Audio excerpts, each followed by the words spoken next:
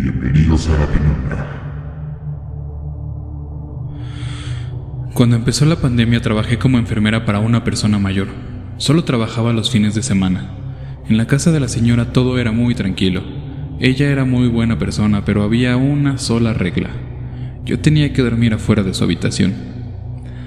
En la casa había muchas cruces, y la señora diario prendía una veladora, la cual siempre, pero siempre tenía que estar prendida. Si la señora veía que la veladora estaba apagada, me regañaba muy fuerte. 2 meses de haber empezado a trabajar con la señora, me di cuenta que las cosas cambiaban de lugar o de la nada desaparecían. Yo no le había tomado importancia, pensaba que tal vez la señora las movía del lugar.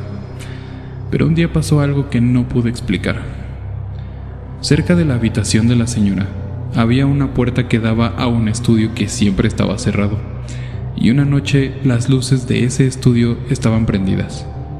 La señora no podía haberlas prendido ya que yo estaba durmiendo afuera de la puerta y tengo el sueño muy ligero y me hubiera despertado a abrir la puerta del cuarto, pero lo dejé pasar.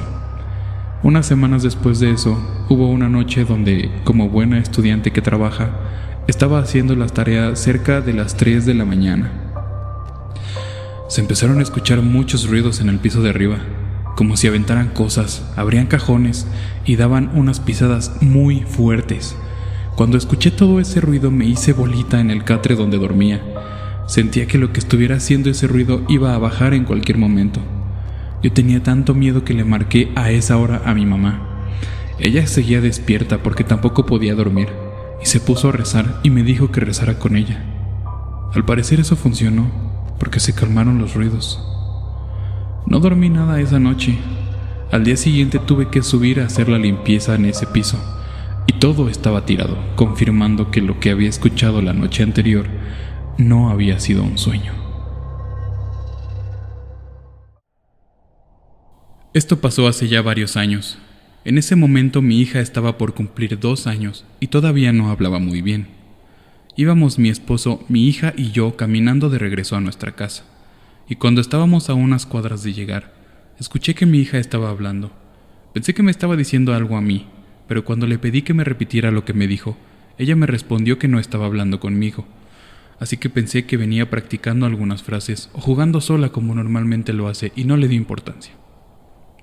Seguimos caminando y noté que mi hija estaba hablando cada vez más, como si estuviera manteniendo una conversación con alguien. Le pregunté, ¿con quién hablas, hija? A lo que respondió que con la niña que venía caminando con nosotros. Evidentemente no había ninguna niña caminando con nosotros además de ella, y yo creí que estaba jugando o que tenía una amiga imaginaria, pero se me hizo muy raro que llevara tanto tiempo platicando. Empezaba a sospechar que esa niña con la que venía hablando mi hija tal vez era más que una amiga imaginaria. Después de un rato más de caminar, por fin llegamos a casa. Desde hacía unos cuantos metros atrás, mi hija había dejado de platicar. Eso me hizo pensar que sí venía jugando o imaginando que platicaba con una niña. Entramos los 3 a la casa y yo estaba cerrando la puerta. En eso mi hija me dijo que no cerrara. No le hice caso y cerré la puerta.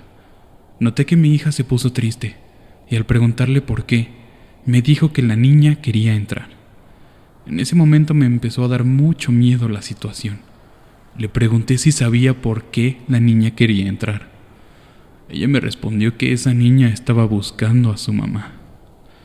Me congelé de miedo y recordé que mi esposo me había platicado que en la casa que está frente a la nuestra vivía una señora con su hija de 3 o 4 años y que la casa se había quemado. En el incendio murió la niña y la mamá había resultado gravemente herida.